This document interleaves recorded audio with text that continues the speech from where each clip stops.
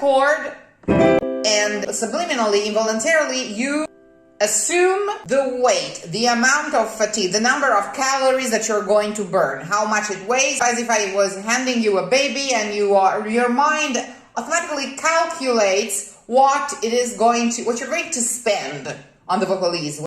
And you take already in the breath, involuntarily, the right amount of energy that you need, okay, for what you're going to spend. So, you prepare, and then you let that energy intake subside. Because an energy intake, a breath, as lively and vital as it can be, is a transitory phenomenon for the body that kind of upsets it singing-wise. I mean, a lot of teachers teach to sing on the breath, but I think that's dangerous, because when you are breathing, first of all, the air is going in one way and it's the opposite way that is going to come out 1 second after when you'll be singing. So there should be an adjustment. That there should actually be one moment when the air is perfectly still in your body. There is a moment of perfect poise, of absolute stillness, where you feel that your catch is secure, that your appoggio is absolutely secure. The way I love to describe the appoggio to my students is, in the singing process, we are shaped as umbrellas, basically. We have a tip that catches the lightning bolts and that catches the notes, like a palm above our hands. We have a handle, which is like the handle of the sword, you know? A knight would handle his sword by the handle. Even Sara, if he has to draw a Z, he'll do it from the handle, not from the tip.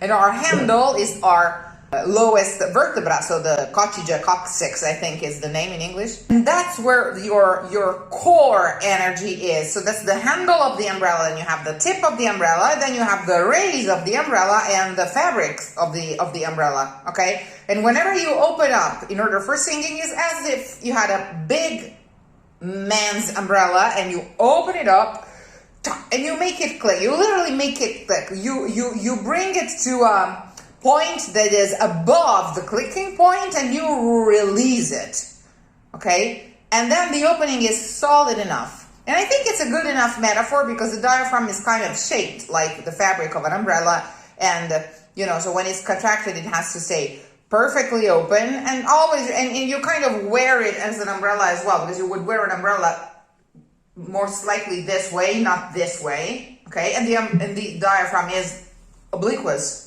as a matter of fact. So, and another example that I love to give is like when you're wearing a heavy backpack, because the diaphragm is sewn to the ribs, exactly following the same path that the strings of a backpack would follow. If you're carrying a heavy backpack with strength, with dignity, with good posture, so that you don't get you don't charge the wrong articulations, you are already kind in the appoggio.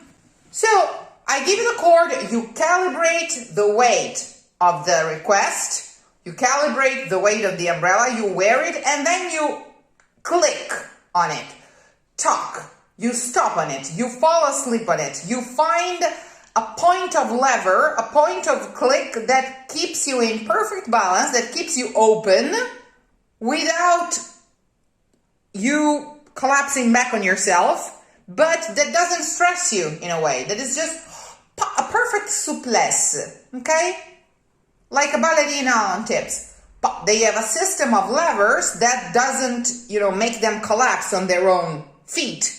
Okay, it's a balance. It's a perfect balance, like a spinning, something. Okay, that's the physical part. It's already mental as well, but because I'm giving you the chord and you are listening to it and you are calibrating the weight, the length, the difficulty of it. So you pack your bag for the trip you have to make with the vocalise.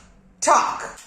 Then you have the mental part. You have two more things to consider. One is the vowel or vowels that I am assigning you, and you want to make sure that they are nowhere to be felt, that they are very clear and ready to be said, but they are not in your way, okay? And they won't be for the entire length of the vocalise. And then you have the melody. But the melody you cannot really help. All you can do for the melody about the melody is knowing it, because the brain will provide impulses for the arytenoids and for the vocal folds to do whatever they need to do, and that's a purely mental work, as is the vowel. So you have three big tasks: the calibration of the energy, of the strength, click, the souplesse, the poise, like ready, steady, go. Literally, ready, steady, go. There is a point in that steady, in that steadiness before the going. Okay, if the athletes will do that, because it's where you envision. So you calibrate, you prepare. Talk. You find the steadiness. In that steadiness, you have the vowel clear, the melody heard already inside. Then all you have to do, like in archery, is to let go. Let go without displacing the pull of the arch. Because everything you can do for your singing is in the preparation, is in the pull. Once the voice is running, all you can do is think about what comes next. And that's another slight adjustment, will be, I think, another slight adjustment for what your normal is, because last time you mentioned how you are listening back to yourself a lot. But whatever you are listening back to once it has come out is past tense. So you can keep on doing that, but aware that you have no power whatsoever over it. So it's good if we do listen back to ourselves, but kind of with the tail of our eye. That's what we say in Italian. That makes sense in English as well. You know, in the corner of our eye, la coda dell'occhio, diciamo in Italia. We need to listen back to what has come out, but only in the corner of our eye. When you're driving, you don't look to the road you have outside your window, you look to the road ahead. But with the corners of with your peripheral view, of course, with your peripheral hearing and listening, you will, of course, take care of what's contemporary with you. Okay? Yeah. How would you call the monks that wrote manuscript? Amanuenses in Italian, the medieval monks. A scribe. A scribe. You are a scribe when you are vocalizing. You are a scribe. Your task is to make perfect vowels, to make them all equal, to keep your wrist soft enough so that you don't get a tendonitis, and you are deaf. So your vowels will be, you are a deaf scribe. That's what you are from now on when you vocalize. You're a deaf scribe. All you have to do is make beautiful vowels. They must feel the same at all times, and you are deaf, so you will never adjust your vowels to the pitch you're hearing. They're just vowels, okay? You're just typing on a medieval keyboard, and whenever you have A, it's the same key. Whenever you have E, it's the same key, and so on. Ready, steady. Take care of that steady as much as you can. Make it as long as you can, and in that apnea, the longer you make it, now that you have time in the vocalise and you can really take care of that steady phase, you will discover worlds. Excellent. Talk. And then when I give you the next chord, you don't first rest, then breathe. Consider the following chord in the vocalise as the teeth brushing before going to bed, the dishwashing right after you have had dinner. You don't wait for the next morning, okay? Yeah. After you've vocalized, because the breath can be trying for the body and for the singing throat, because it somehow displaces whatever it has just happened, whereas you want to keep the status quo at all times, okay, when you're singing. So when you're done, chord breath, then you rest. Okay. The souplesse with full lungs, so with full oxygen in your body, is your moment of rest. Okay? And you do not bother inhaling air. You just reposture yourself. You make sure that the umbrella is still on its best click. Whenever you are reassuring the openness of the umbrella. The air is coming in the sufficient amount. Posture. Click. Then you rest. Taga taga daga da da da. Posture. Click. Then you rest. And then taga taga daga daga da. Posture. Click. And then you rest. And then taga daga daga. And then the language comes in. Okay? Okay. Let's give it a try.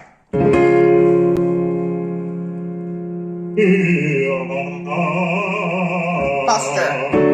Then rest.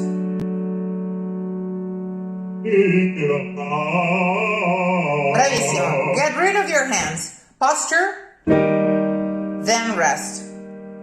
Posture. And then rest. Enlarge that pause as much as you can. Dwell on this apnea. Make yourself comfortable with the apnea.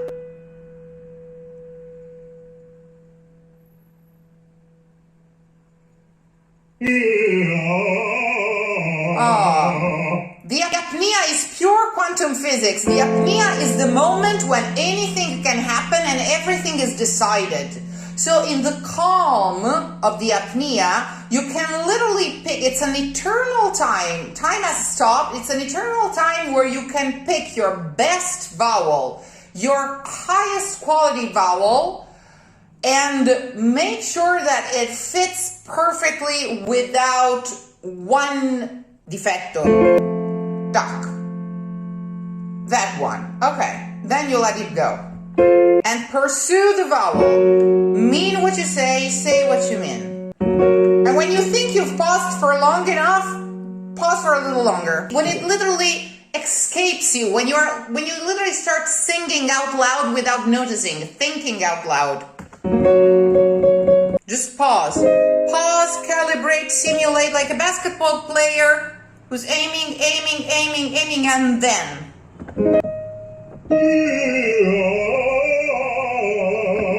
This is an excellent one. It was very well covered, and from the stretching that you had in your spine, I could tell that you were relating to your lower abdominals and to your pelvic muscles the way it should be. I call them the saddle muscles. I probably mentioned that to you already, because it's like when you're sitting on a horse saddle, whatever the saddle embraces, that's you use everything, on the front and on the back. When you're singing, you use both parts to sustain your upper registers, and actually sometimes sustaining the high notes, the very high notes, is kind of like curbing a horse that went up on his two posterior legs, because you kind of have a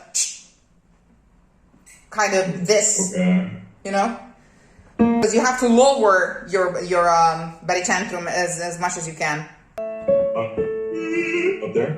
Poise as much as you can. It's not up there. It's a given color, a given frequency that your brain knows, but the E stays the same, which may seem counterintuitive, contradictory, but really isn't. So poise until you find that E that your deaf scribe wants to write of the exact same color that your musical mind is witnessing.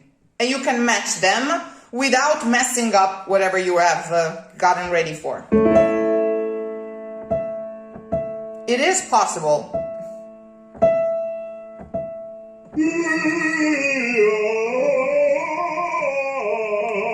Excellent, very well covered. Improve further the calligraphy of that E till it perfectly satisfies you and it doesn't pull or is not perceived anywhere. And also don't look it up, don't look for it above the level of your sight. It's not hard, it's not high, it's just a vowel in a color. It's just a vowel in a frequency. And it's always manageable. It's actually always a little below. You dissociate yourself from your voice sufficiently to hear the E you're making phonetically and not as a sung sound, as a sound vowel, and look for the perfect phonetics. E relates to one that is more common for you.